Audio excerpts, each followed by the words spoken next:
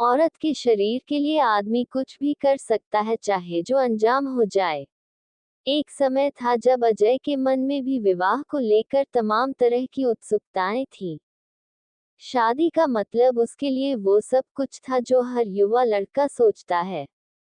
जब घर वालों ने शादी के लिए लड़की ढूंढनी शुरू की, तो कुछ ही समय में सीमा से उसका रिश्ता तय हो गया। शुरुआती आकर्षण अक्सर शारीरिक होता है, सुडौल शरीर, सुंदर चेहरा। शायद आपको ये बात अजीब लगे, लेकिन सच्चाई यही है कि ज्यादातर युवक शादी से पहले ऐसी ही उम्मीदें रखते हैं। शादी के बाद अजय को सीमा से प्रेम हो गया था, लेकिन ये समझ नहीं आ रहा था कि उसका ये प्रेम सीमा से है या उसके शरीर से। अगर कभी सीमा ने उसकी इच्छाओं का साथ देने से मना कर दिया, तो अजय का मन खिन्न हो जाता और कई दिन तक दोनों में बातचीत तक नहीं होती। पर जैसे ही उनके बीच प्रेम का पल आता, सब कुछ ठीक हो जाता। समय बीतता गया और सीमा गर्भवती हो गई। अब अजय के मन में बच्चे की जिम्मेदारी को लेकर एक अलग किस्म की बेचैनी थी। डॉक्टर ने बताया कि सीमा की सामान्य डिलीवरी संभव नहीं है और ऑपरेशन की जरूरत होगी। ये सुनकर अजय के मन में डर बैठ गया। उसने कई डॉक्टरों से सलाह ली और सभी ने कहा कि सामान्य डिलीवरी थोड़ी मुश्किल हो सकती है, लेकिन कोशिश करना अच्छा रहेगा। 9 मार्च को अजय ने सीमा को अस्पताल में भर्ती कराया।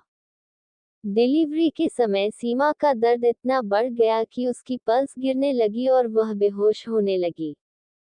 डॉक्टर ने स्थिति को गंभीर समझते हुए अजय को अंदर बुलाया और उसे सीमा को मोटिवेट करने को कहा।